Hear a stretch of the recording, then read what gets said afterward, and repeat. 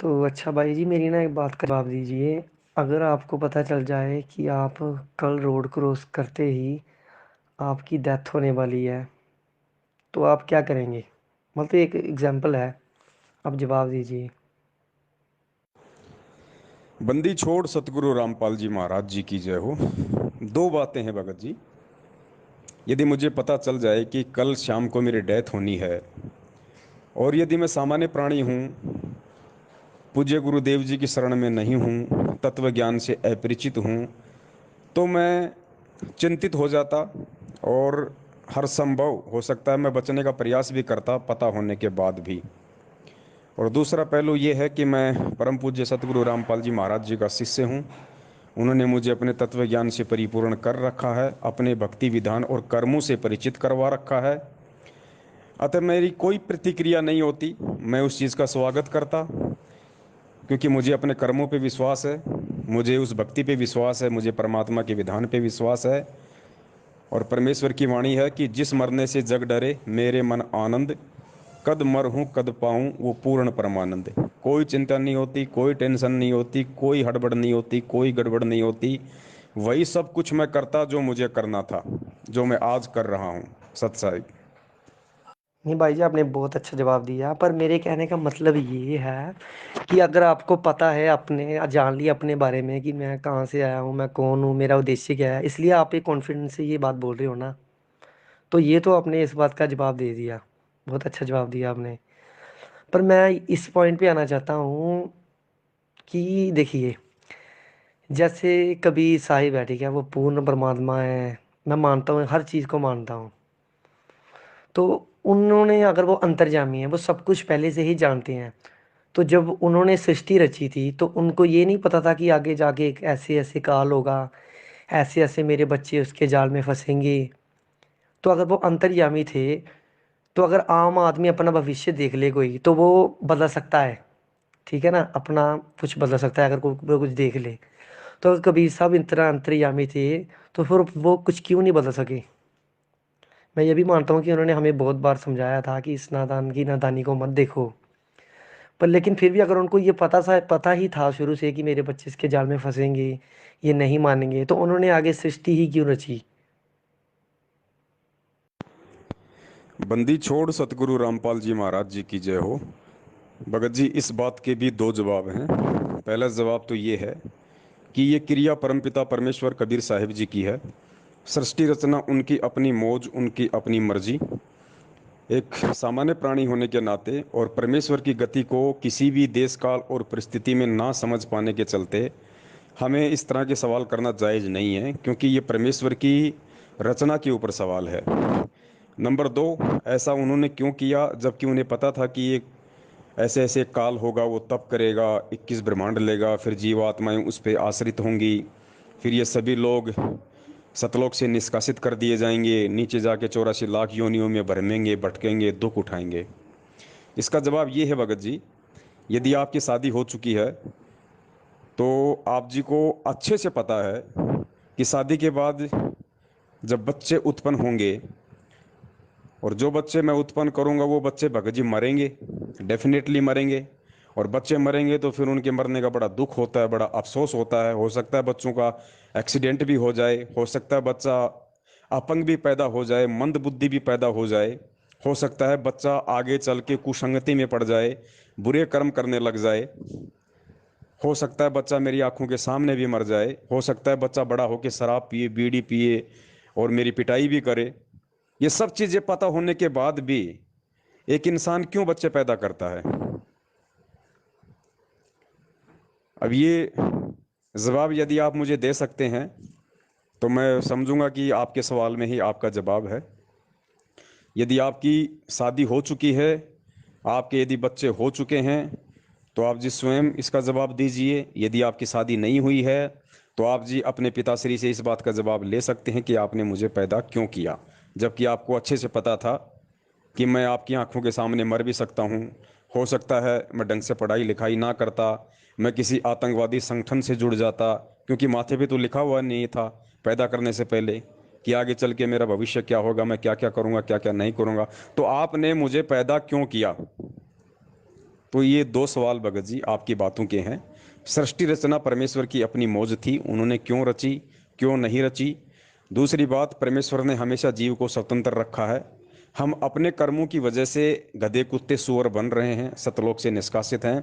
परमेश्वर ने कभी नहीं सोचा था कि ये जीव इस तरीके से वहाँ जाएगा। मतलब उन्होंने अपनी तरफ से हमारी को निष्कासित नहीं किया। परमेश्वर ने आत्मा को हमेशा स्वतंत्र रखा है, फ्री रखा है। जैसा जीव करेगा वैसा अपना भोग भोगेगा। अगर परमेश्वर ने हमारे को बंधन में रखा होता तो हम यहाँ नहीं नहीं आ सकते थे। लेकिन काल के ऊपर हमने आसक्ता की, परमेश्वर ने फिर भी हमें चेताया, हमें जगाया, उसके बाद भी हम नहीं माने। तो परमेश्वर ने फिर अंत में हमारी स्वयं की इच्छा से कि भाई कौन कौन जाना चाहता है इसके साथ में, हमें परमात्मा ने धक्के नहीं मारे। फिर भी परमेश्वर ने पूछा कि भाई आप में से कौन कौन इस काल भगवान के साथ जाना चाहता है। तो ये हमारी नालायकी थी, हमारी कमजोरी थी। हम सब ने हाथ खड़े किए और आज यहाँ गधे कुत्ते सूअर का जीवन भोगते भोगते, और ये उस परमात्मा की फिर से एक और महान दयालुता का ये एग्जाम्पल है कि इतनी बड़ी गलती करने के बाद भी जो बिल्कुल अक्षम्य है, जिसकी कोई माफ़ी नहीं है, फिर भी उस दयालु परमात्मा ने रहम की, दया की और एक बार हमें पुनः मौका दिया है। तो गलती भगत जी हमारी अपनी है, और इस तरह के सवाल दास समझता है जायज़ नहीं है, क्योंकि ये सवाल बनता ही नहीं है। क्योंकि परमेश्वर की किसी भी क्रिया पे हम उंगली नहीं उठा सकते कि परमेश्वर ने ऐसा क्यों किया। ये क्यों और क्या, ये दो शब्द यदि हम परमेश्वर के लिए और उनकी रचना के लिए यदि हम यूज करते हैं तो दास समझता है कि अभी हम तत्व ज्ञान से अपरिचित हैं। सत साहिब जय हो बंदी छोड़ के। वो तो मैं आपकी बात से बिल्कुल सहमत हूँ, पर लेकिन देखिए ना, मेरी बराबरी आप कबीर साहब से मत कीजिए ना। वो तो भगवान है। वो तो मैं समझ गया आप किस पॉइंट पे आना चाहते होगी। अगर मुझे पता है कि मेरी शादी होगी, मेरे बच्चे होंगे, वो मुझे पता है मरेंगे भी, वो दुखी भी होंगे। पर ये तो मैं हो गया ना, ये तो एक दुनियावी बात होगी ना। मैं तो एक दो कौड़ी का जीव हूँ, कुत्ता हूँ। मेरी कबीर साहब से बराबरी मत कीजिए। मैं उनकी बात कर रहा हूँ। हाँ, ये भी आपने बात वैसे जवाब सही दिया है। हम कौन होते हैं उनसे सवाल करने वाले। तो अगर आपने यही जवाब दिया है तो कोई बात नहीं, मैं इससे भी संतुष्ट हूँ। सच्चाई भगत जी, यदि आपने इस बात को स्वीकार किया है और आप अपने आप को संतुष्ट मानते हैं तो दास आपको आगे की बात भी बता देता है।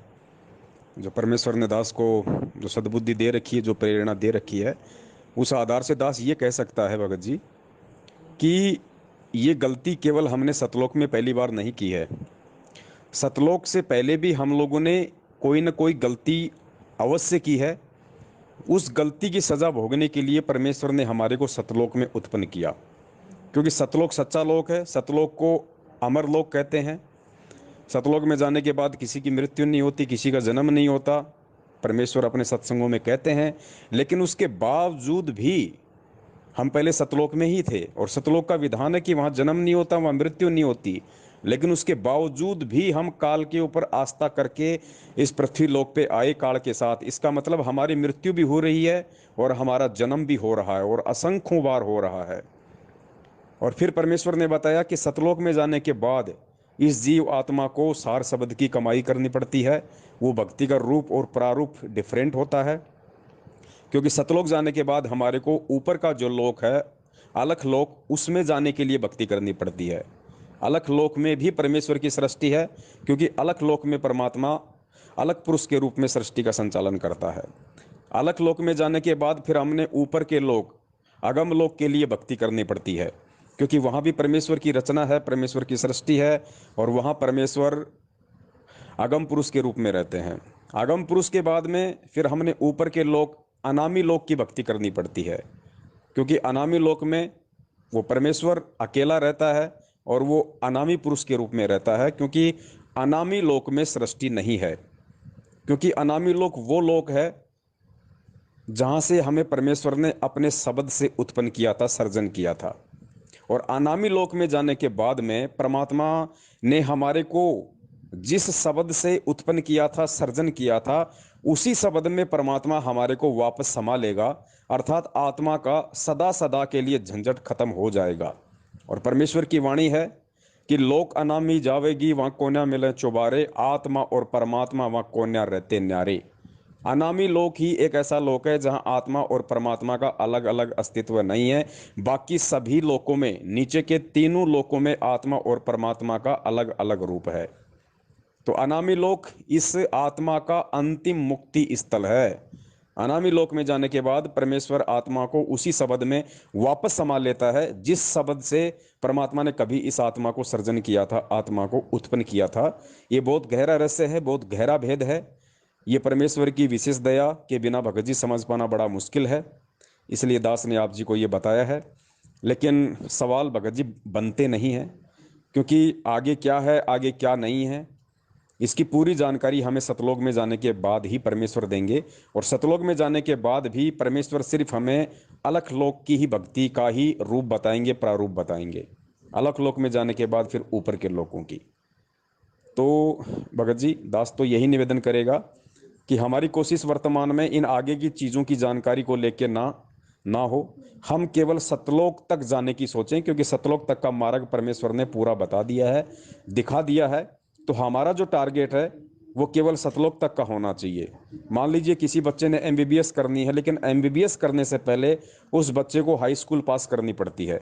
तो एमबीबीएस का सपना तो उसके मन में हो सकता है, लेकिन उसका टारगेट पहले हाई स्कूल होना चाहिए कि मुझे पहले 12वीं क्लास को पास करना है।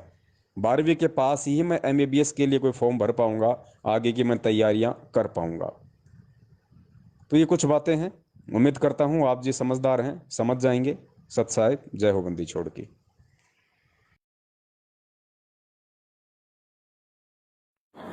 सतलोक में जाके सुरता संकट कट जा सारे, अलख लोक और अगम लोक के, यानी सतलोक में जाकर के फिर अलख अगम लोक को और सतनामी को हम वहां जाकर के प्राप्त करेंगे। वहां अलग से वहां भक्ति, हम चाहेंगे ऊपर जाना तो वहां भक्ति करेंगे, नहीं तो सतलोक में जैसे ही हम इस लोक ने छोड़कर आज जी को ना, और ये तो छुट्टे भी गा, तो वहां तो इतना आनंद हो जाएगा। वो आपकी इच्छा के ऊपर चलना या ना चलना, सतलोक तक जाने के बाद कोई कष्ट नहीं है, फिर पुनर्जन्म नहीं है। अनामी लोक में जाने के बाद फिर वहां आत्मा और परमात्मा एक हो जाते हैं, आत्मा परमात्मा में समा जाती है। लेकिन सतलोक, अलखलोक और अगम लोक में वहां आत्मा और परमात्मा का अलग अस्तित्व है।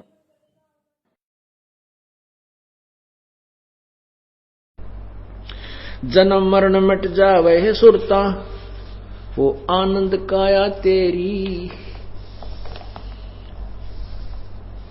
सच कहूं ना झूठ रती बरी, बात मान ले मेरी। सतलोक में जाके सुरता संकट कट जा सारे, अलख लोक और अगम लोक के, यानी सतलोक में जाकर के फिर अलख अगम लोक को और सतनामी को हम वहां जाकर के प्राप्त करेंगे। वहां अलग से वहां भक्ति, हम चाहेंगे ऊपर जाना तो वहां भक्ति करेंगे, नहीं तो सतलोक में जैसे ही हम इस लोक ने छोड़कर आज जी को ना, और ये तो छुट्टे भी गा, तो वहां तो इतना आनंद हो जाएगा। वो आपकी इच्छा के ऊपर चलना या ना चलना, सतलोक तक जाने के बाद कोई कष्ट नहीं है, फिर पुनर्जन्म नहीं है।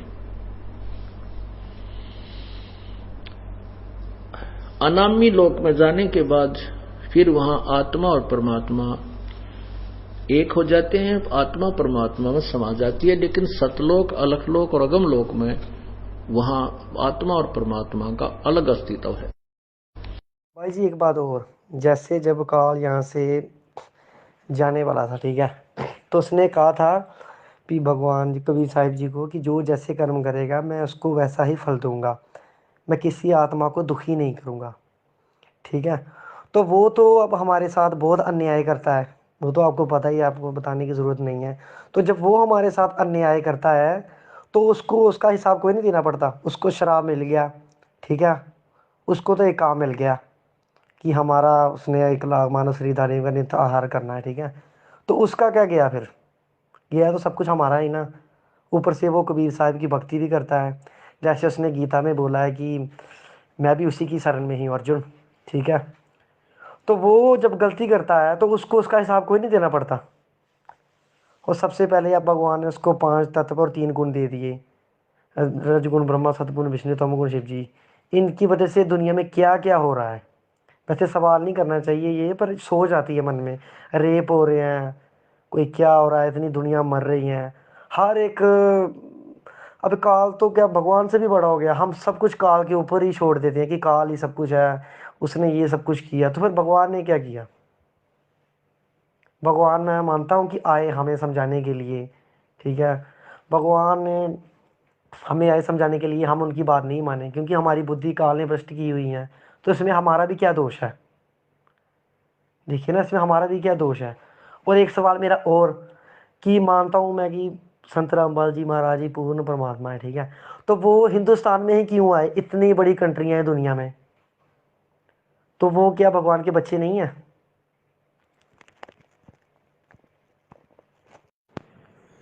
बंदी छोड़ सतगुरु रामपाल जी महाराज जी की जय हो। सतसाई भगत जी, ये सारी बातें विस्तार से और अच्छे तरीके से समझने के लिए मैं आप जी से प्रार्थना करूंगा कि आप पूज्य गुरुदेव जी के सत्संगों को कुछ दिन सुनिए, ध्यान से सुनिए, सृष्टि रचना को बार बार सुनिए।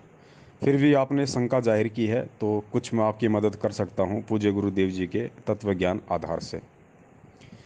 आपने कहा कि भाई परमात्मा ने हमें ही गधा कुत्ता सूअर बनने के लिए या इतने दुख और परेशानियां भोगने के लिए क्यों बाध्य किया? क्या काल को इसकी कोई सज़ा नहीं मिलती? देखिए, जिसका जैसा कर्म है और जैसी जिसने परमपिता परमेश्वर के साथ में दगाबाजी की है, उस आधार से परमेश्वर ने काल को भी सज़ा दी है जैसा उसका कर्म है। गुरुदेव ने बताया कि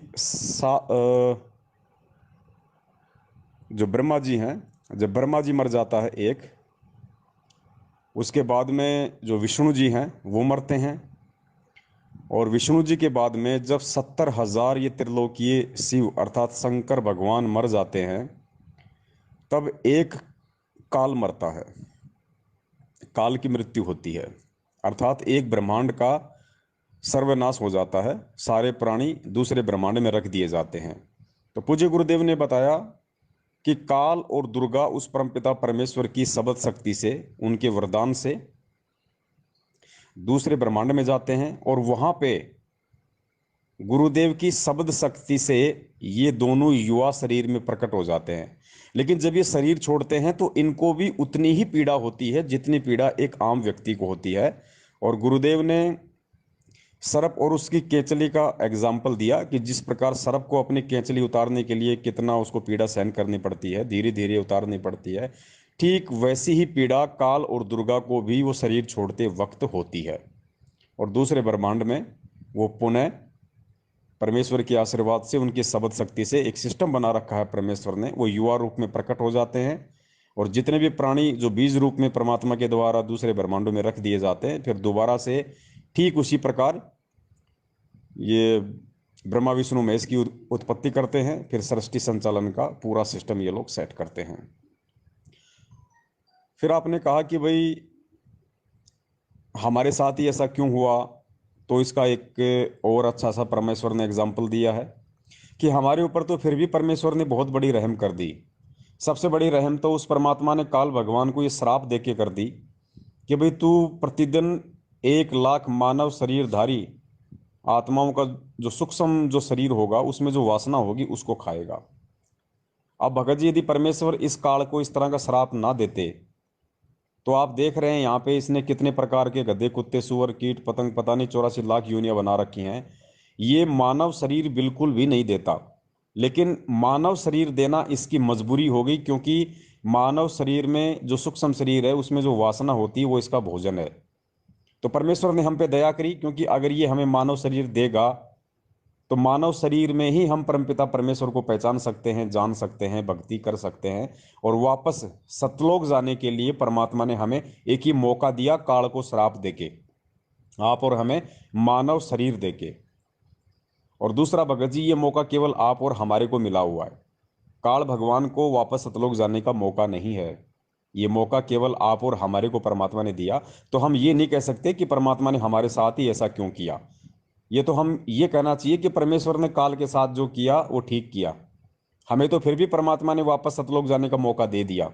क्या आपने कभी सुना है परमेश्वर के मुख कमल से, कभी उनके सत्संगों में, कि काल वापस चला गया सतलोक, जबकि कितनी आत्माएं वापस सतलोक चली गई वो जरूर आपने सुना होगा। तो एक मौका दिया उस परमपिता परमेश्वर ने हमें। दूसरा आपका सवाल है कि इस पूरे वर्ल्ड में इतने सारे देश हैं, इतनी सारी कंट्रीज हैं, संत रामपाल जी महाराज पूर्ण परमात्मा हैं, वो केवल भारत में क्यों आए, हिंदुस्तान में क्यों आए? तो ये सवाल भी आपका जायज़ नहीं है और कुछ कुछ जायज़ भी है। कुछ कुछ जायज़ इसलिए है कि परमेश्वर भी अपना एक केंद्र इस पृथ्वी लोक पे नियुक्त करते हैं। और जिस प्रकार विश्व के सभी देशों के जो राजदूत भवन है वो केवल देश की राजधानी में है, दिल्ली में है।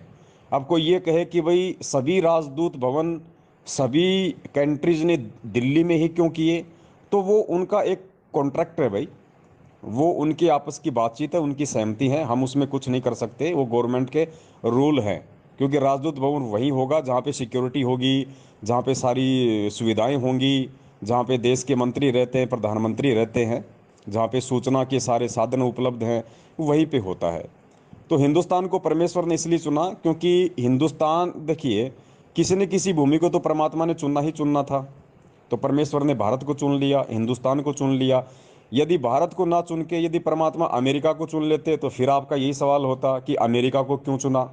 तो ये सवाल थोड़ा जायज़ है नहीं, और जितना जायज़ था उतना आपको दास ने बता दिया राजदूत का एग्जाम्पल देके। दूसरी बात भगत जी, मैं भगत हूँ नहीं, मैं भगत था पहले भगत, अभी मैं नहीं हूँ भगत। मेरी सिस्टर ने नाम लिया है, मेरी मेरी माता जी ने लिया है, मैंने उनको नाम दिलवा दिया था, और मैं खुद कुछ मन में ऐसा हुआ कि विश्वास सा उठ गया।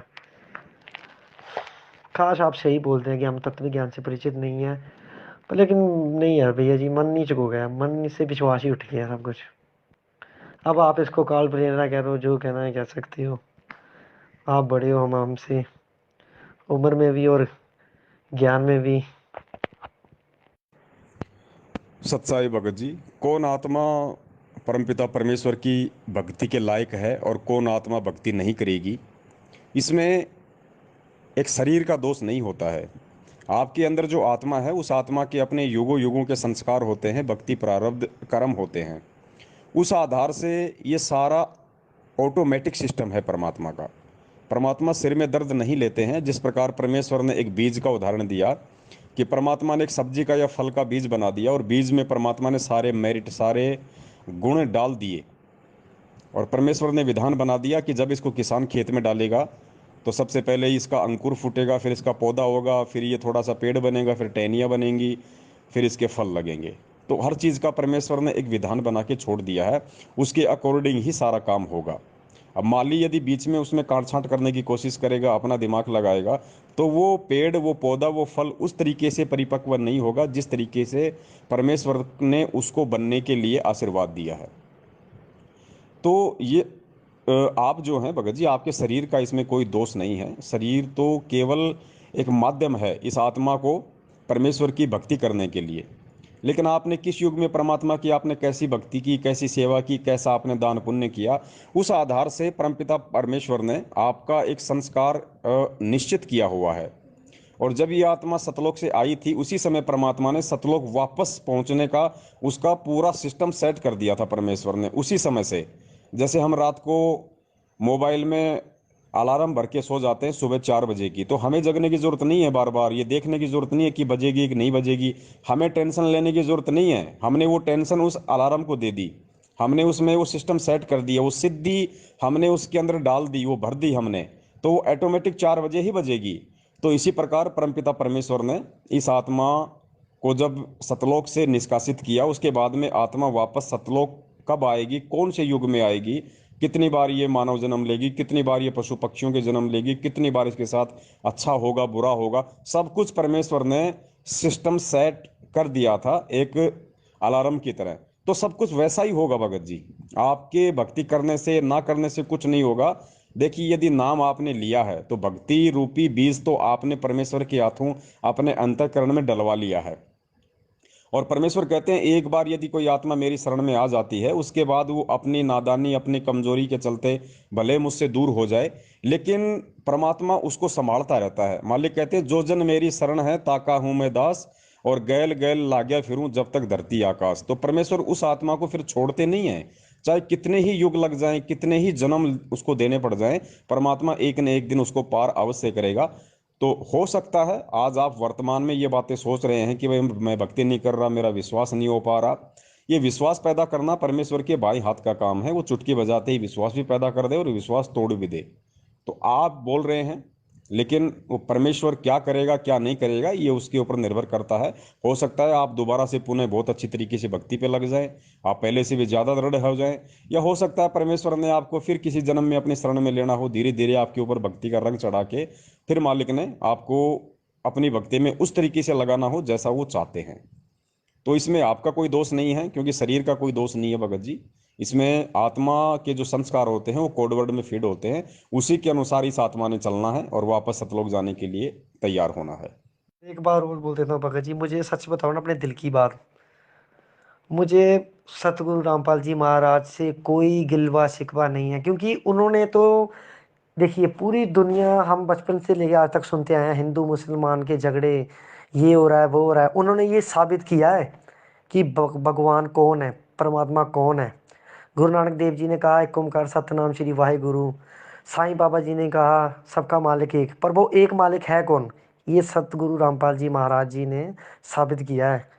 उनके लिए मेरे दिल में बहुत आदर है, बहुत सम्मान करता हूँ मैं उनका। मैं मेरी मेन भगवान के साथ थोड़ी सी मैं शंका समाधान कर शंका होती है मुझे, लेकिन रामपाल जी महाराज से मुझे कभी कोई कोई गिलवा शिकवा नहीं है। मैं गुरुद्रोही नहीं हूँ, उनकी तो मैं पूरी बात सपोर्ट करता हूँ। वो जो बोलते हैं सच बोलते हैं।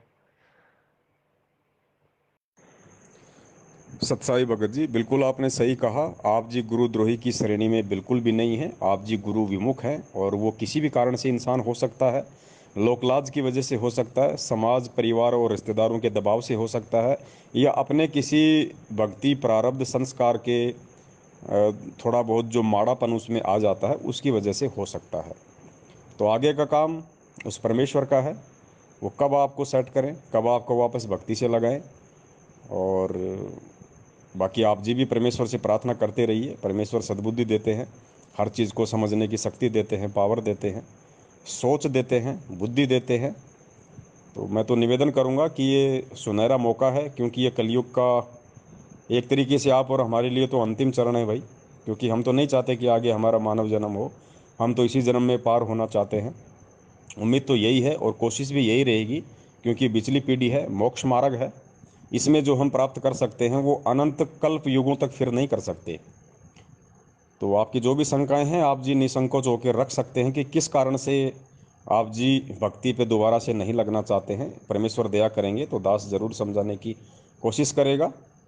और वैसे यदि आपकी इच्छा नहीं हो रही तो फिर ये आपका पिछला जो भक्ति संस्कार है उसकी कुछ कमजोरी कही जा सकती है। बैटरी इतनी चार्ज नहीं है, लेकिन उस बैटरी को चार्ज करने का माध्यम भी केवल परमपिता परमेश्वर सतगुरु रामपाल जी महाराज जी से बारंबार प्रार्थना ही है, सिर्फ प्रार्थना। सत साहिब। और भाई जी मेरा एक सवाल और है कि जैसे मान लीजिए कि हम एक कुत्ते के आगे हड्डी रखते हैं, तो वो कुत्ता क्या करेगा, उसको हड्डी को खाएगा ही ना। तो वैसे ही जब वैसे तो उसे अ, सत्संगों में कहते हैं कि काल माया देख के पलट गया। ठीक उसी प्रकार काल के आगे जब परमात्मा ने लड़की का युवा रोज बना के उसके साथ पास भेजा था, उसकी बहन के साथ भेजा था कि जहाँ अपनी बहन को ले जा, परमात्मा के दूसरे पुत्र को उसने कहा था, परमात्मा जी ने कहा था कि ले जा अपनी बहन को। तो जब उसके पास वो लेकर गए थे, तो परमात्मा को नहीं पता था कि इसने यही काम करना है। सत्साई भगत जी, बिल्कुल आपने सही कहा अपनी सोच आधार से। लेकिन देखिए, हम जब सतलोक में थे तो हमें भगत जी बना बनाया खाना मिल रहा था, सारी सुविधाएं मिल रही थी, ना कोई काम धंधा करना पड़ता था, ना किसी का लेना ना किसी का देना, ना किसी का सुनना। और आप यहाँ अपने व्यावहारिक जीवन में देख सकते हैं, एक जो एमपी एमएलए या किसी बहुत बड़े मंत्री प्रधानमंत्री का जो बेटा होता है वो कितना आवारा किस्म का होता है, उसमें कितना अहंकार होता है, क्योंकि वो यथार्थ जीवन से जुड़ा हुआ नहीं होता है, वो पंख लगा के उड़ता रहता है। उसको आटा चीनी दाल का भाव मालूम नहीं होता है, क्योंकि उसने कभी भी अपनी मेहनत से और अपने बुद्धि विवेक से काम नहीं किया, क्योंकि वो फ्री का खा रहा है। इसलिए उसे ना किसी के दर्द का कोई एहसास है, ना किसी की तकलीफ का कोई एहसास है। तो सतलोक में ये स्थिति हम आप और हम सभी आत्माओं की थी, क्योंकि सतलोक में सिर्फ हमारे को ज्ञान था, तत्व ज्ञान नहीं था भगत जी। सिर्फ ज्ञान था, तत्व ज्ञान नहीं था। और दास ने आपको पहले बता दिया कि ये गलती हमने पहली बार कोई सतलोक में नहीं की। सतलोक से पहले भी हमसे गलतियां बनी हैं, तभी परमेश्वर ने इस प्रोसीजर के माध्यम से, और परमेश्वर ने ये तत्व ज्ञान समझाने के लिए और अपनी महिमा बताने के लिए, अपनी पहचान करवाने के लिए कि वास्तव में परमेश्वर है कौन, परमेश्वर चाहते क्या हैं, इसलिए ये झटका भगत जी परमपिता परमेश्वर जी ने आप और हमें दिया है। अब इस पृथ्वी लोक पे आने के बाद में आज हमें भगत जी उन चीज़ों का एहसास हो रहा है, आज हमें सत्यता का मालूम पड़ रहा है। क्या इतना ज्ञान होने के बाद एक तत्वज्ञानी भगत, क्या आज वो गलती कर सकता है जो गलती हमने शतलोक में काल के ऊपर आस्था करके की, जबकि आज तो उसके विपरीत हो रहा है। आज हम उस परमात्मा से आस्था जोड़ने के लिए हम काल जैसी शक्तियों को त्याग रहे हैं, उनको छोड़ रहे हैं। और जैसा आपने कहा कि यदि कुत्ते के आगे हड्डी डाल दी जाए तो वो उसको खाएगा ना। फिर आपने काल का एग्जाम्पल दिया कि परमेश्वर ने दुर्गा के सामने एक युवा और सुंदर लड़की बना के क्यों पेश किया। वो रीजन यही था भगत जी, आप और हम आत्माओं को झटका देने के लिए, हमें सत्यता से परिचित करवाने के लिए। हमारे अंतःकरण में जो मैल जमा था, हम जो पहचान नहीं पा रहे थे उस परमपिता परमेश्वर को, उसकी पहचान करवाने के लिए। जबकि वही हड्डी यदि आज आप और हमारे सामने डाली जाए तो क्या हम उस हड्डी को खाएंगे? बिल्कुल नहीं खाएंगे। आज देखिए परमेश्वर ने कितना चेंज कर दिया। परमेश्वर ने हर चीज को समझा दिया कि भाई ये विषय विकार वासना ही तुम्हें सतलोक से यहां लेके आए थे, तुम्हें फंसा के। और जब तक तुम इन चीजों का परित्याग नहीं करोगे ज्ञान आधार से, जब तक तुम सही और गलत में फैसला नहीं करोगे, परमेश्वर को पहचानोगे नहीं, तब तक तुम सतलोक नहीं जा सकते, उन सुखों को तुम वापस पुनः प्राप्त नहीं कर सकते। तो आज भगत जी हम कुत्तों के सामने यदि ऐसी कोई हड्डी डाली जाए, कोई वासना रूपी हड्डी या कोई लोभ लालच रूपी हड्डी, कोई माया रूपी हड्डी, तो हम तो भगत जी उसकी तरफ देखें भी नहीं, क्योंकि परमेश्वर ने सत्यता से परिचित करवा दिया। तो कहाँ सतलोक वाला गुण आज तक हमारे अंदर है? जो गलती काल भगवान ने वहां की थी, क्या वो गलती एक सामान्य प्राणी आज नहीं कर रहा, जो गुरुदेव की शरण में है, जो उनके ज्ञान को समझ चुका है, जो अपना मकसद केवल सतलोक में जाना ही जो है वो बना चुका है।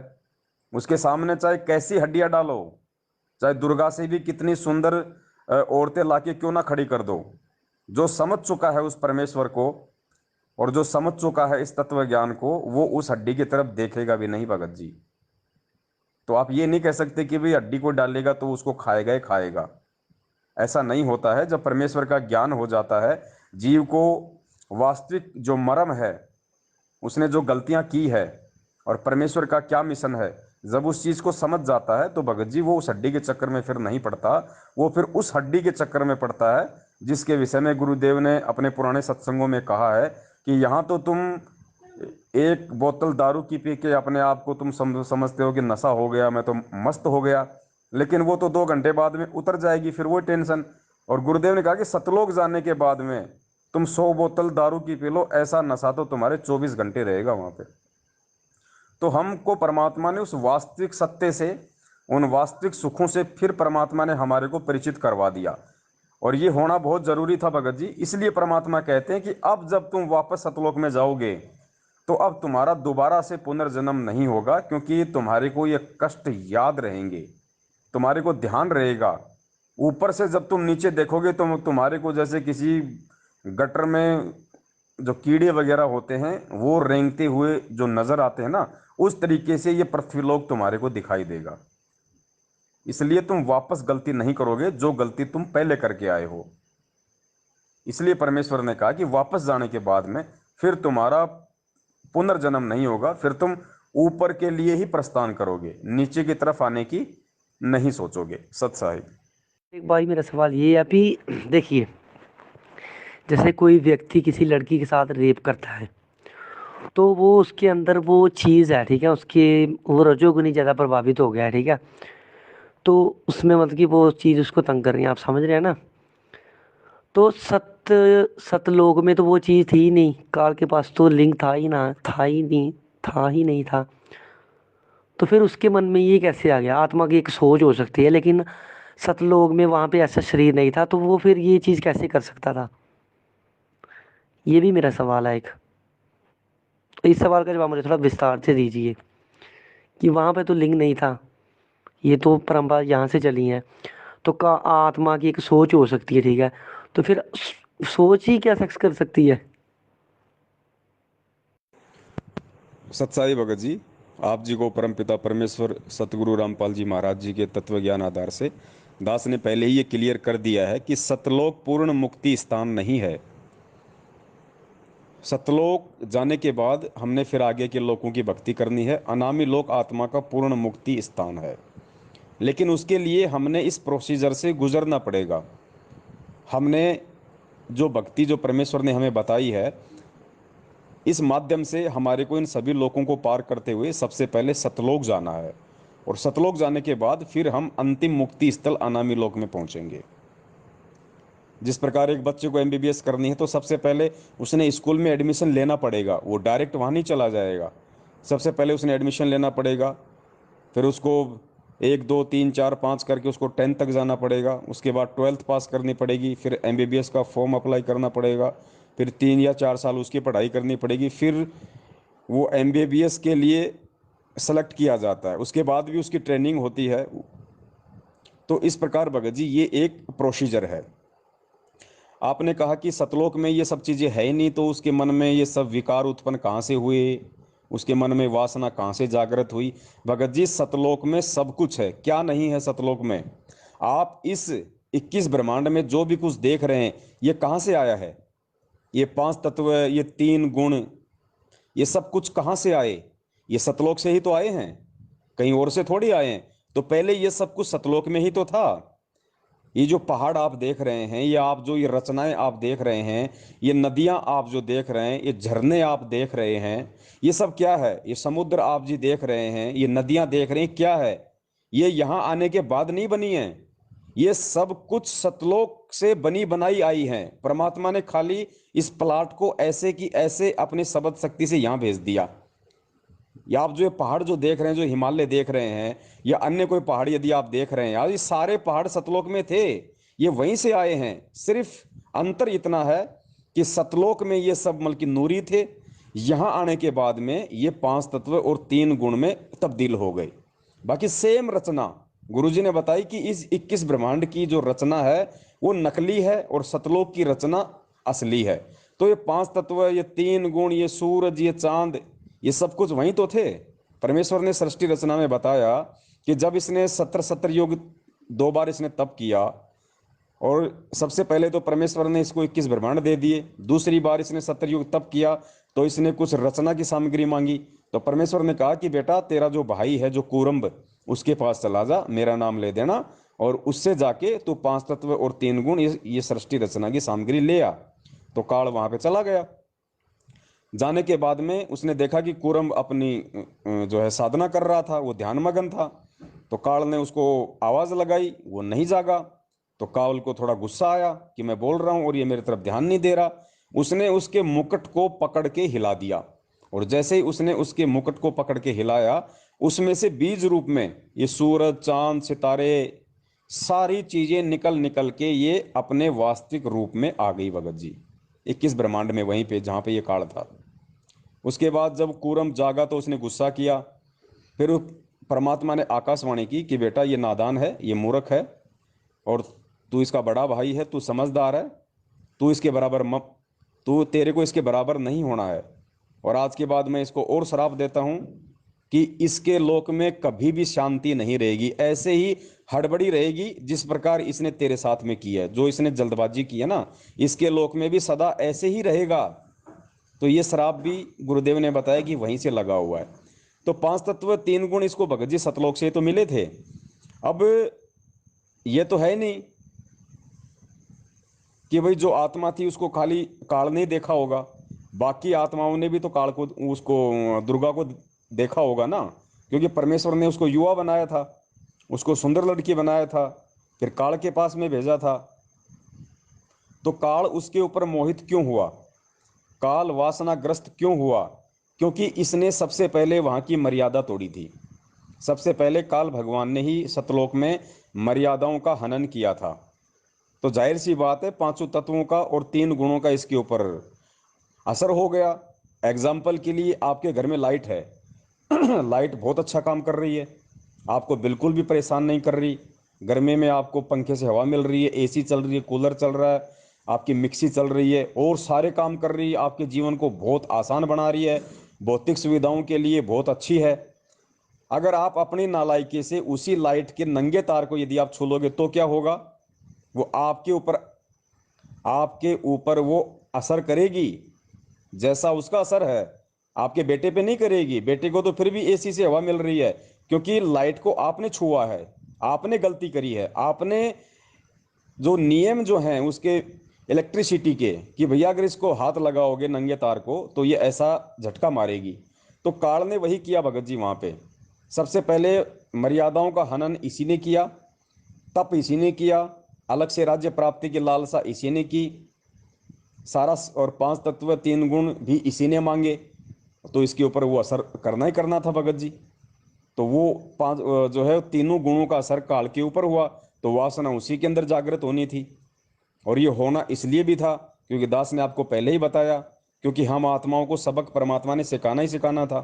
तो निमित्त तो परमात्मा ने किसी न किसी को बनाना ही बनाना था, वरना परमात्मा शुरू में ही सृष्टि रचना खुद क्यों ना कर देते।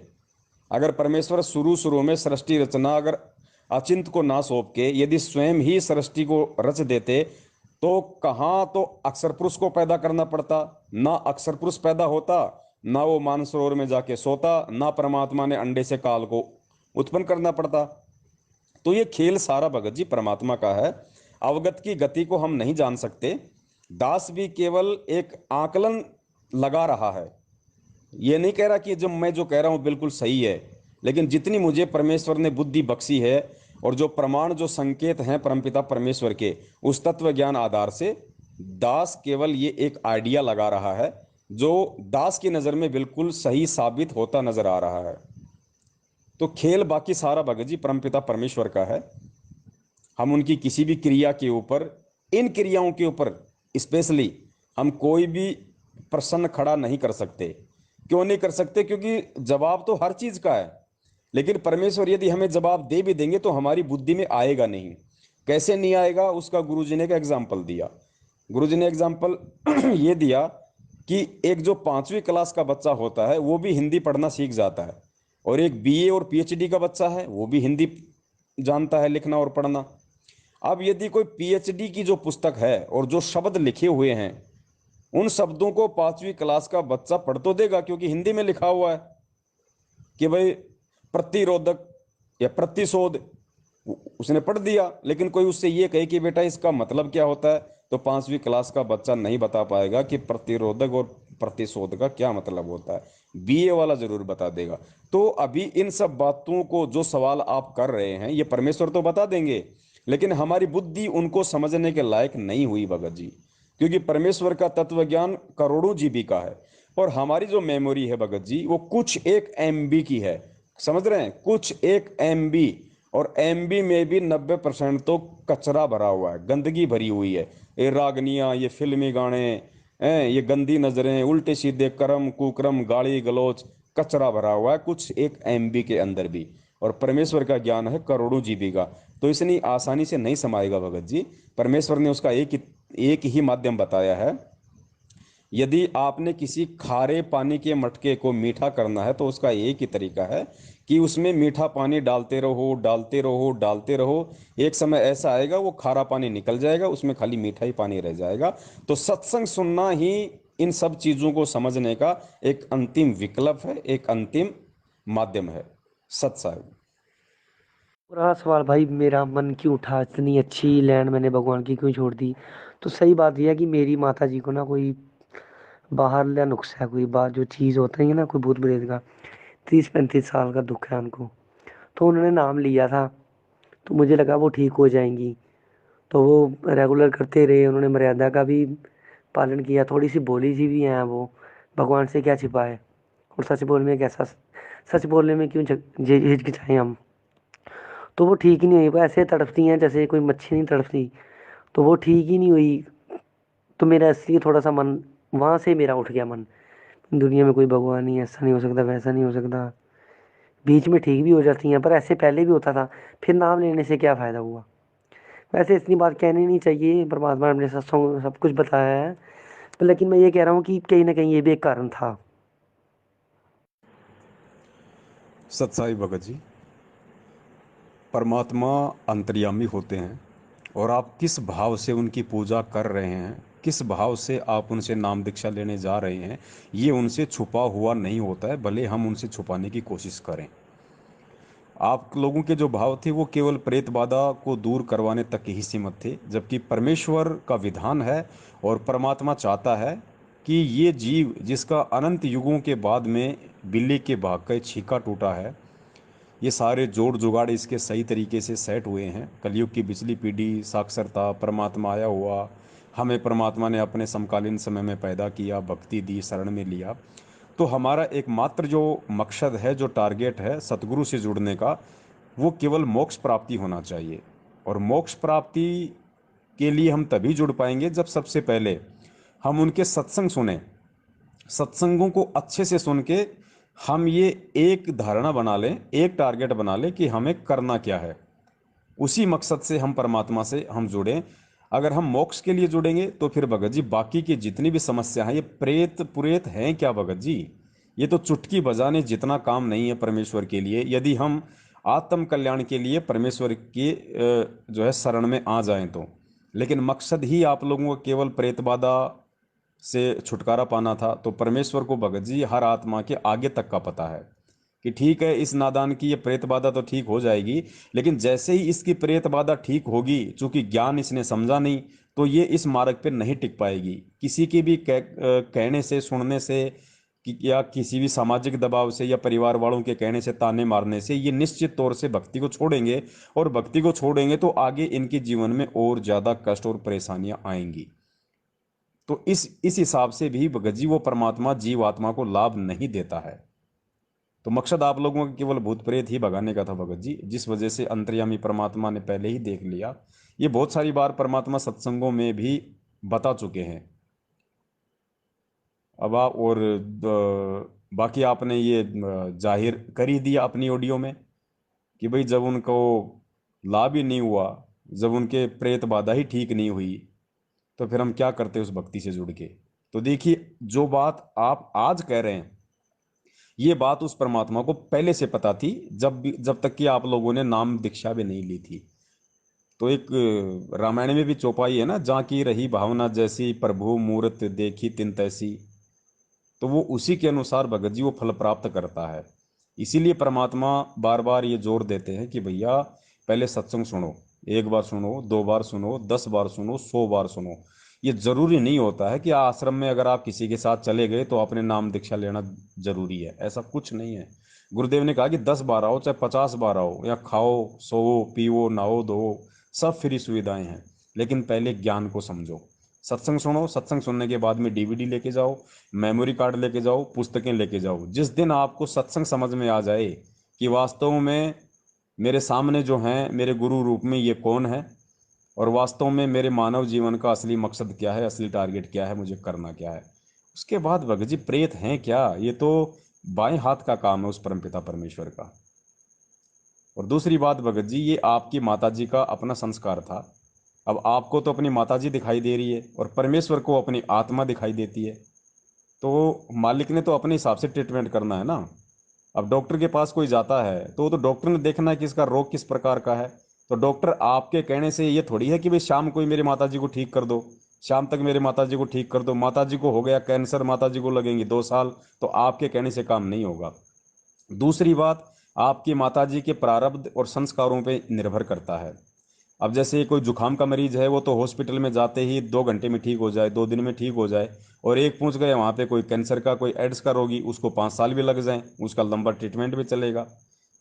तो इसी प्रकार जैसे परमेश्वर की वाणी है कि जब ही सतनाम हृदय धर्यो भयो पाप को नाश, जैसे चिनगारी अग्नि की पड़े पुराने घास। परमेश्वर कहते हैं सतनाम जिस दिन आपने ले लिया, सच्चा नाम, उस दिन के बाद आपके पाप कर्मों का सत्यानाश होना शुरू हो जाता है। लेकिन ये डिपेंड करता है कि आपके पाप कर्म कितने हैं। अब परमेश्वर ने बताया जैसे घास है, एक तो 2 किलो घास है और एक 5 टन घास है, तो माचिस तो अपना तुरंत काम करेगी। अगर आप 2 किलो घास को लगाओगे तो तुरंत वो लग जाएगी, और वही माचिस, वही सतनाम यदि आप 5 टन के लगाओगे तो भी लग जाएगी। लेकिन किसके पाप कर्म कितने हैं ये निर्भर करता है। उसी हिसाब से भगत जी धीरे धीरे उस आत्मा को राहत मिलती है। तो ये आप लोगों की सत्संग ना समझ पाने के चलते ये कमजोरी थी, और आप लोगों ने अपने मन में फिर परमपिता परमेश्वर के प्रति ये दोष देख लिया। तो भगत जी फिर कहाँ फायदा होना था, क्योंकि भक्ति का नियम है, ये विधान है कि नाम दीक्षा लेने के बाद यदि आपको अपने गुरु में भक्ति में जरा सा भी कोई संदेह या शंका प्रकट हो गई, उसी समय आप नाम रहित हो जाओगे। तो आपके मन में तो कितनी शंकाएं आई होंगी, तो आप तो नाम रहित हो चुके थे। और नाम रहित होने के बाद भगत जी परमात्मा की पावर उस आत्मा तक, उस घर में नहीं पहुंचती है। तो सबसे पहले आप लोगों ने सत्संग सुनने थे भाई। और आज वर्तमान में ये खाली आपके साथ नहीं है, आज सन 2014 के बाद जो ये नाम लिए जा रहा है सतलोक आश्रम मैनेजमेंट हरियाणा के फर्जी नामदान केंद्रों से, यही रीजन है। कोई 2 महीने रुकता है, कोई 6 महीने रुकता है, लाभ हुआ तो ठीक है, नहीं तो छोड़ो, किसी और को पकड़ो। क्यों? क्योंकि ज्ञान कोई नहीं समझ रहा और ना कोई किसी को ज्ञान समझा रहा। बस ये कहते हैं हमारे गुरु जी की शरण में आ जाओ, तेरे भूत भग जाएंगे, तेरे बेटे की शादी हो जाएगी, इसकी नौकरी लग जाएगी। भगत भी यही प्रचार करते हैं। कोई नहीं कहता कि सबसे पहले ज्ञान समझो, इस पुस्तक में क्या लिखा हुआ है उसको जानो पहचानो। सबको ये चिंता है कि मेरा टारगेट कम ना रह जाए, लोग ये ना कहते हैं कि यार तूने तो इतने भगत जोड़े, तूने तो केवल इतने भगत जोड़े। तो सबको चिंता ये है कि ज्यादा से ज्यादा भगत जोड़ूं। तो ये भगतों को जोड़ना नहीं होता, ये उनके साथ में खिलवाड़ करना होता है, जिसका मतलब संगत समझ नहीं रही है, और जिसका दुष्परिणाम संगत भी भोग रही है। और सामने वाला जो जल्दबाजी में नाम दीक्षा ले रहा है भूत भगाने के लिए, वो तो भुगत ही भुगत रहा है। तो ये बहुत सारी बातें भगत जी ये परमेश्वर के ज्ञान से ही समझ में आएगी। सत साहिब। सही कहा भाई आपने। भाई एक बात बताइए, आप वैसे इतनी देर हो गई सेंटरों को चले हुए, आप सेंटरों के खिलाफ अभी बोलना शुरू किया आपने। तो आपने भी जो है 14 से नाम लिया है। मैंने वैसे आपकी पूरी लाइव वीडियोस नहीं देखी फेसबुक पे, पर थोड़ा बहुत सुना है। लेकिन अब आपको ये क्यों लग रहा है कि सेंटर वाले गलत ही हैं, और हमने भी वहाँ से ही नाम लिया है प्रथम? तो इनका क्या चक्कर है? मैंने सुना कि आपको इन्होंने इन्होंने आप पे हमला भी करवाया था। तो आप तो वैसे सच बोलते हो, आपने बहुत हिम्मत रखी है, क्योंकि आप परमात्मा के बच्चे हो जो अच्छी तरह से उनके ज्ञान को समझ चुके हो, और आपने भी बहुत बड़ा बलिदान दिया है। वैसे तो आपका नाम सब तरफ मशहूर है, आप हो तो हमारी जान है। आप बहुत अच्छा काम कर रहे हो भाई। परमात्मा तो आपको पार करके ही छोड़ेगा। पर अगर आपका छोटा भाई आपसे एक बात पूछ रहा है कि आप ये थोड़ा सा रहस्य बता दें कि ये क्या चक्कर क्या है सेंटर वालों का। वैसे तो रामपाल जी महाराज जी ने किसी सत्संग में तो कहा नहीं कि मेरे रेट जाने के बाद आपको सेंटरों में इनामदान मिलेगा। तो बात तो वही सही है कि जो उन्होंने सत्संगों में कही है, जो हम अक्सर हर बार नहीं समझ पाते हैं, लेकिन हर बात का जवाब सत्संग में ही होता है। तो आप ज़रा बताइए कि ये क्या चक्कर है सेंटरों वालों का। सत्साई भगत जी, शायद आपको पता नहीं है, जब ये नामदान केंद्र शुरू शुरू में जब खुली थी 2015 में, ये नामदान केंद्र खुलने के 4-5 महीने बाद से ही दास ने इनका विरोध करना शुरू कर दिया था, संगत को सच्चाई बतानी शुरू कर दी थी। सबसे पहला नामदान सेंटर इन्होंने हिसार में खोला था, हिसार के बाद इन्होंने राजस्थान के जोधपुर में खोला, और तीसरा नामदान के अंदर पूरे विश्व में मुझ पवन दास के घर पे इन लोगों ने खोला था। हालांकि ये खोलना तो नहीं चाहते थे, क्योंकि सबसे पहले तो ये मोटी मुर्गी देख रहे थे, जयपुर में जो पैसे वाले लोग थे उनको तलाश कर रहे थे, ताकि इनको सारी सुविधाएं वहीं से मिल जाएं। लेकिन उस समय जयपुर के किसी भी भगत ने, ना तो जयपुर के कोऑर्डिनेटर ने, ना एक जयपुर में वकील है राम किशोर उसने, एक लोकेंद्र है बिजनेसमैन उसने, किसी ने भी हाँ नहीं भरी, केवल दूसरों का ही मकान दिखाते रहे। और दास इनसे प्रार्थना कर रहा था, क्योंकि दास के भाव थे सेवा के, उस समय तक मुझे सच्चाई का नहीं पता था। अंत में जब इन लोगों को लगा, क्योंकि एक तो गुरुजी का जवाई था, एक राजस्थान के स्टेट कोऑर्डिनेटर था, और एक जो बलजीत है उसका लड़का था अनिल, ये तीनों लोग आए थे। तो जब इनको अंत में कहीं कोई चारा नहीं दिखाई दिया तो वो इन्होंने मेरी प्रार्थना को स्वीकार किया और मेरे घर पे नामदान केंद्र रख के चले गए। 2 महीने तक घर पे नामदान केंद्र रहा। उसके बाद में मेरे किसी पड़ोसी ने शिकायत कर दी, घर पे पुलिस आई। उन्होंने मुझे सख्त हिदायत दे दी कि यहाँ पे ये नामदान केंद्र नहीं चलना चाहिए, हमें शिकायत मिली है कि आप रामपाल जी को जेल से बाहर निकलवाने के लिए चंदा इकट्ठा करते हो। तो मैंने कहा भाई यहाँ पे फालतू में नाटक करेंगे, तो मैंने अपनी सहमति से, मैंने मेरी मर्जी से, और जयपुर के एक प्रहलाद जी हैं उनके घर पे नामदान केंद्र रखा। उसके बाद तकरीबन महीना 1.5 महीना मैंने वहाँ भी सेवा की। ऐसी कोई बात नहीं थी कि भाई कोई गुरुजी के नाम से छीन लिया या गुरुजी का आदेश है, ऐसा कोई मतलब नहीं, कोई बात ही नहीं थी ऐसी। ऐसी तो आज ये लोग झूठी भ्रमणा फैला रहे हैं संगत को मूर्ख बनाने के लिए, ताकि संगत दास के वीडियो ना देखे और सच्चाई से परिचित ना हो जाए। और दूसरी बात भगत जी, अध्यात्म में परमेश्वर के आदेश की बहुत बड़ी भूमिका है। उनके शरीर में रहते सहते उनके आदेश की बहुत बड़ी भूमिका है। हम इनसे यही तो कह रहे हैं ना कि यदि नाम दीक्षा केंद्र खोलने का आदेश, भाई पहली बात तो ये कि ये जो सत भक्ति मार्ग है, ये कोई आसाराम के पंथ की तरह तो है नहीं, राम रहीम के पंथ की तरह तो है नहीं, या किसी निरंकारी या राधा स्वामी वालों के पंथ की तरह तो है नहीं कि जो मर्जी भाई इसको गुरु जी का काका भी चला लेगा, गुरु जी की मौसी चला देगी, गुरु जी के बेटे चला देंगे। ये तो परमेश्वर के वचन से, और उन्होंने जो सब कुछ संगत के सामने रखा हुआ जो क्लियर है, उसी आधार से ये मार्ग चलेगा, ये पंथ चलेगा। तो आज तक गुरुदेव ने कभी भी किसी को नामदान केंद्र खोलने का आदेश नहीं दिया है। हम यही तो कहते हैं कि अगर गुरुजी का आदेश यदि नामदान केंद्र खोलने का है तो भाई हमें गुरुजी का आदेश बता दो ना। 2014 के बाद से यदि गुरुजी का कोई आदेश आपके पास में हो तो हमें आदेश दिखा दो। ये ऑडियो तो हम मानेंगे नहीं, ऑडियो तो भाई साहब कोर्ट ही नहीं मानता। ये लेटर हम मानेंगे नहीं, क्योंकि ये तो कोई भी टाइप कर देगा, पीला पर्चा कंप्यूटर से, मोबाइल से कोई भी टाइप करके भेज देगा। और परमेश्वर की वाणी है कि जब तक ना देखे निज नैना तब तक ना माने गुरु के बहना। अध्यात्म में, सत भक्ति मार्ग में काल इतनी बड़ी सूक्ष्म चाल चलता है, ऐसे ऐसे दाव खेलता है। इसलिए परमेश्वर ने हिदायत दी अपने बच्चों को कि जब तक ना देखे निज नैना, जब तक तुम अध्यात्म की कोई भी बात अपनी आंखों से ना देख लो, कानों से ना सुन लो, तब तक अपने गुरुदेव की बातों पे भी यकीन मत करना। गुरुदेव की बातों पे यकीन ना करने का मतलब है कि चाहे तुम्हें कोई कितना ही गुरुदेव का नाम लेके कोई आदेश दे, भरमाए, यकीन नहीं करना, क्योंकि वो काल की सूक्ष्म चाल होगी तुम्हें भरमाने के लिए, भटकाने के लिए। तो आज तक कोई आदेश ये लोग हमें नहीं सुना पाए हैं, गुरुदेव का कोई भी वीडियो ये लोग हिसार जेल से नहीं ला पाए हैं। जबकि ऐसी बड़ी बड़ी डींग मारते हैं कि हिसार जेल से 500 पेज की पुस्तकें लिख के आ रही है। कितनी पुस्तकें इन्होंने संगत में प्रचारित कर दी। आए दिन ये दिन में 2 या 3 पीले पर्चे निकालते हैं और कहते हैं कि गुरुजी ने भेजे हैं लिख लिख के। हैं कोई 25-30 ये लोग 200-200 300-300 500 पेज की पुस्तकें संगत में बांट चुके हैं 2014 के बाद, ये कहकर के गुरुजी हिसार जेल से लिख लिख के भेज रहे हैं। तो बताइए फिर वीडियो क्यों नहीं आ सकता, जबकि गुरुजी के भाई महेंद्र ने तो खुद अपनी ऑडियो में जिक्र किया है कि जेल में क्या नहीं जा सकता। जेल में तो अफीम भी जाती है, जेल में गांजा भी जाता है, जेल में मोबाइल भी जाता है। अरे जब सब कुछ जेल में जाता है तो एक छोटा सा वीडियो बाहर क्यों नहीं आ सकता भाई साहब। लेकिन आएगा कैसे, क्योंकि संत वचन पलटे नहीं, चाहे पलट जाए ब्रह्मांड, ये सत भक्ति है। परमात्मा कबीर जी धरती पे प्रकट हैं। दोगले वो कभी हो नहीं सकते, दोगले वचन वो कभी बोल नहीं सकते, क्योंकि वो उनके आचरण में नहीं। और परमात्मा एक वचन अपना बहुत पहले बोल चुके हैं सत्संग में कि भैया ये डीवीडी से जो नाम दीक्षा है ये मेरे सतलोक जाने के बाद दी जाएगी, दास इसकी व्यवस्था करके जाएगा, उसके बाद में सारा नाम भी डीवीडी से ही दिया जाएगा। लेकिन जब तक दास शरीर में है तब तक दास ही देगा। जबकि डीवीडी 2005 में ही बन चुकी थी, और 2006 में गुरुजी जेल में गए थे।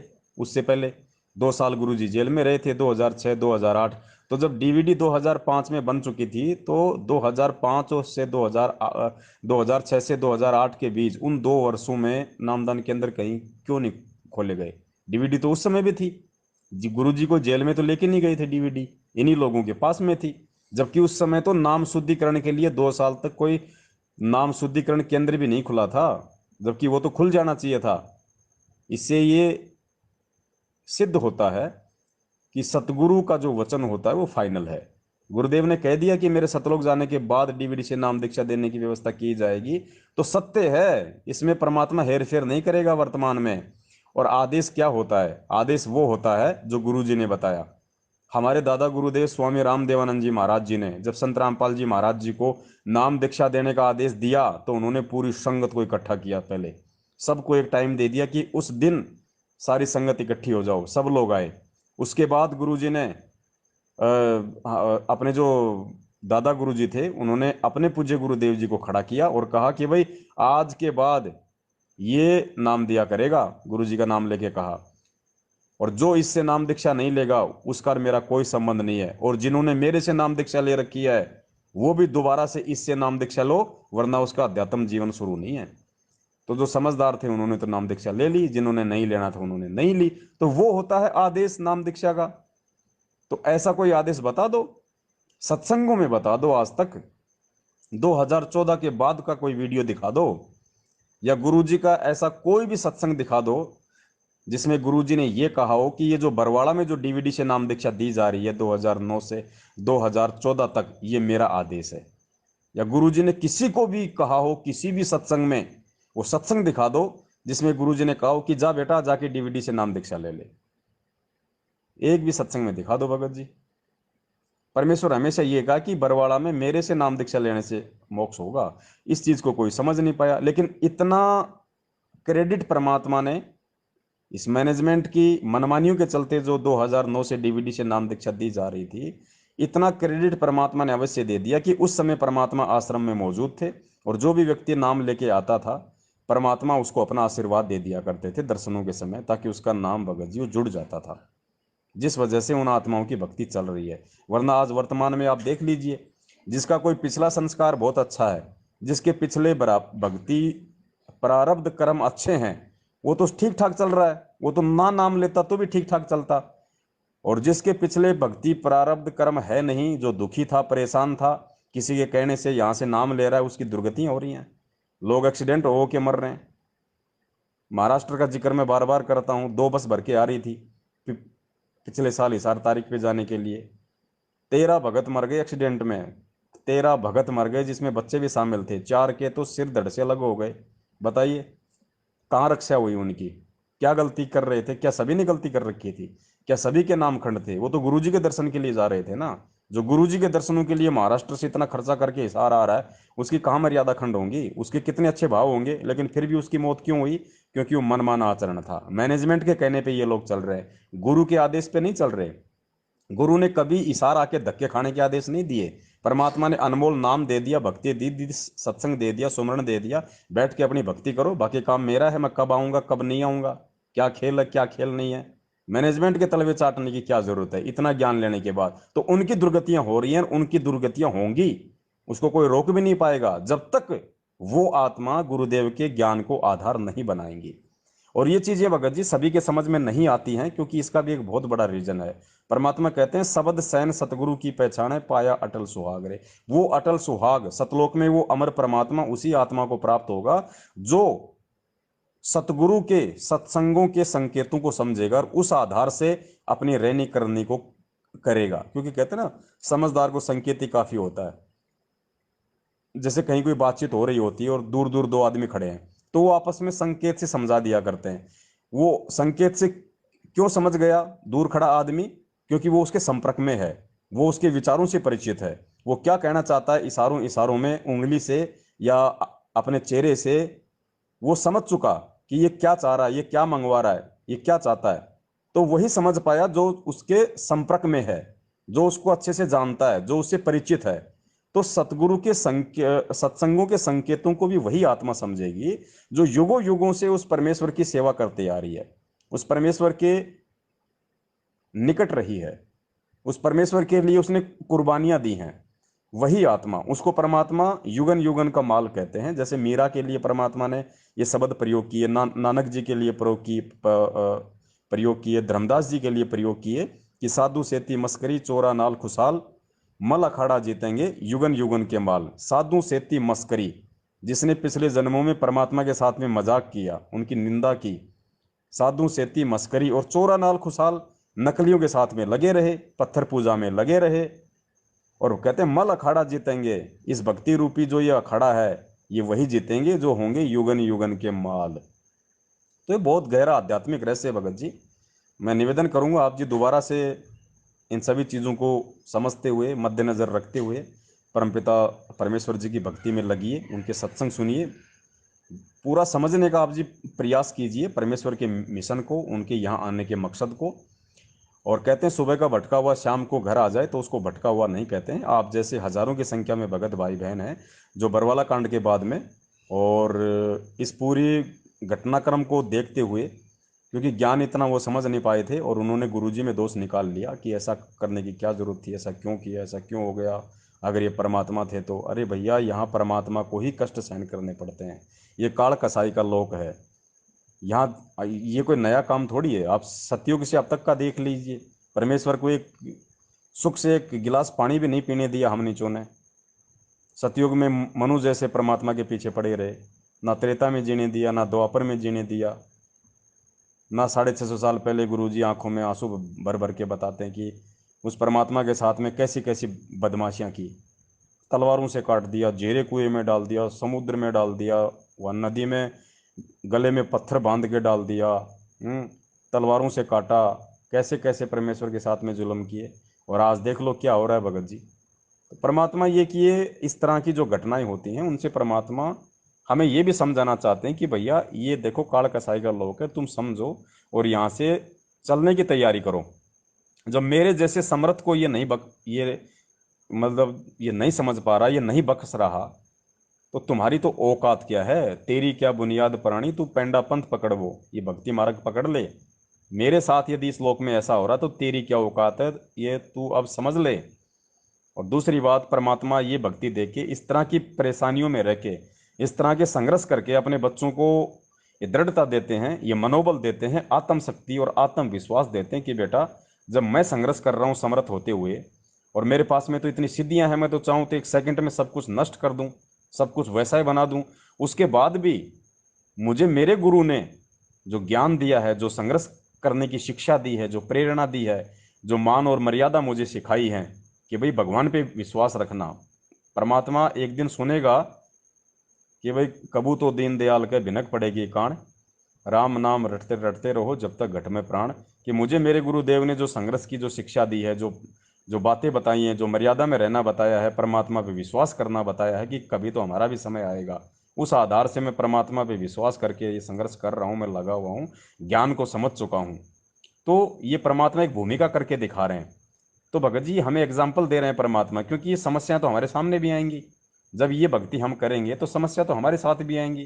काल हमें भी परेशान करने की कोशिश करेगा, किसी को भी निमित्त बनाएगा हमारे ऊपर इस तरह के ये प्रेशर थोपने के लिए। तो हमने किस प्रकार हमारी रहने करने को रखना है, हमने किस प्रकार गुरुदेव के ज्ञान को आधार बना के संघर्ष करना है, किस प्रकार हमने धैर्य बना के रखना है, ये बहुत सारी चीजें हैं। ये परमेश्वर के ज्ञान से, उनसे प्रार्थना करते रहने से ही भगत जी हमारे समझ में आएंगी। और ये बातें जो व्यक्ति समझ गया भगत जी, उसका ये लास्ट जीवन है, वो नहीं रह सकता फिर यहाँ पे, ये लास्ट है, लास्ट। और ये समझाने के लिए परमात्मा ये मापदंड अपना रहे हैं, खुद आके ज्ञान दे रहे हैं, सत्संग कर रहे हैं, एग्जाम्पल दे रहे हैं, फिर अपने बच्चों को खड़ा खड़ा कर देते हैं। क्योंकि टीचर जब कुछ समय के लिए कहीं बाहर उसको जाना होता है, 1-2 घंटे के लिए अगर टीचर को बाहर जाना होता है, तो वो एक मॉनिटर खड़ा कर देता है कि भाई मेरे आने तक आप इन बच्चों का ध्यान रखो, कोई शरारत करे तो उसका नाम नोट कर लेना और थोड़ा सा शांति रखना।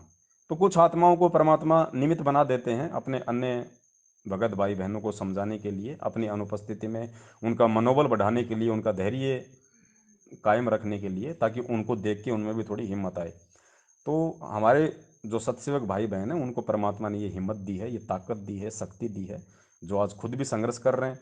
और सबसे बड़ा एग्जाम्पल अभी हाल ही में आपने देखा होगा, मौलाना मुफ्ती सलमान अजहरी ने जो हिंदू संतों को, महंतों को जो चैलेंज किया था।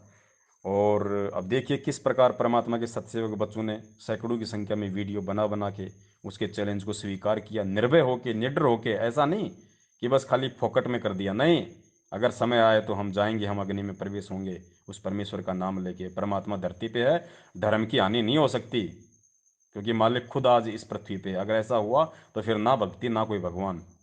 जबकि हजरत मोहम्मद का नाम आते तो भगत जी आज से पहले ये एग्जाम्पल, वो पीले पर्चे हैं हमारे पास में, जब भी कभी हजरत मोहम्मद का ऐसा कोई मामला उठा है मैनेजमेंट ने तुरंत पीला पर्चा निकाल दिया कि भैया गुरुजी का आदेश है, हजरत मोहम्मद पे कोई टिप्पणी नहीं करनी, मुसलमान धर्म पे कोई टिप्पणी नहीं करनी। इनको पता था, क्योंकि इनको विश्वास तो है नहीं, इनको भक्ति और भगवान पे और गुरुदेव पे।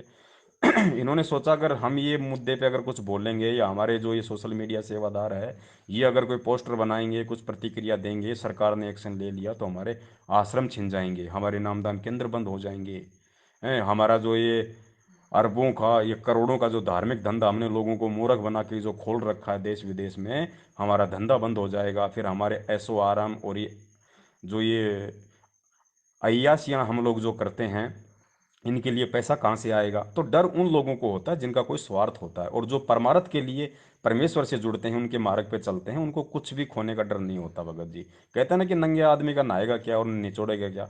तो हम सत्सेवकों का तो वो हाल है भगत जी, हम तो नंगे हैं, हम तो सब कुछ अपना परमात्मा को सौंप चुके हैं, हमारा अपना कुछ है ही नहीं।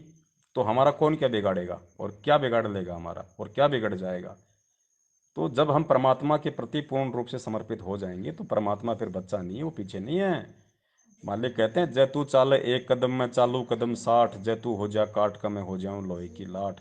परमात्मा धरती पे है, ये विश्वास करना पड़ेगा, खाली जुबान से बोल के एक बात नहीं बनेगी। अंतःकरण में, हृदय में मानना पड़ेगा कि हाँ भगवान धरती पे है, और मैं उसके लिए अगर एक कदम बढ़ाऊंगा वो 60 कदम आगे चलेगा, 60 कदम आगे। इसलिए परमेश्वर के बच्चों ने, हमारी बहनों ने, हमारे सत्सेवक भाइयों ने सैकड़ों वीडियो बना बना के डाल दिए, जबकि एक भी हिंदू ने अगर वीडियो बना के डाला हो तो पूरे भारत में, पूरे विश्व में। जबकि ये काम तो मैनेजमेंट का था, लेकिन ये नालायक तो डर के घरों में बैठ गए, क्योंकि ये तो आदेशों के गुलाम है संगत। इनको ये नहीं पता कि आदेश हाँ कहाँ से रहे हैं, आदेश देख हो रहा है। और हम सत्सेवक, हम हैं भगत जी परमेश्वर के ज्ञान के गुलाम, और आदेश के गुलाम भी हैं, लेकिन उस आदेश को मानेंगे जो परमात्मा हमारे को सन्मुख आदेश देंगे। पीठ पीछे कोई ऐरा गहरा नथु बहरा आके बोल देगा, हम उस आदेश को नहीं मानते, हम थूकते हैं हम ऐसे आदेशों के ऊपर। ये परमेश्वर ने हमारे को सिखाया। सत साहेब, जय हो बंदी छोड़ की। बंदी छोड़ सतगुरु रामपाल जी महाराज की जय हो।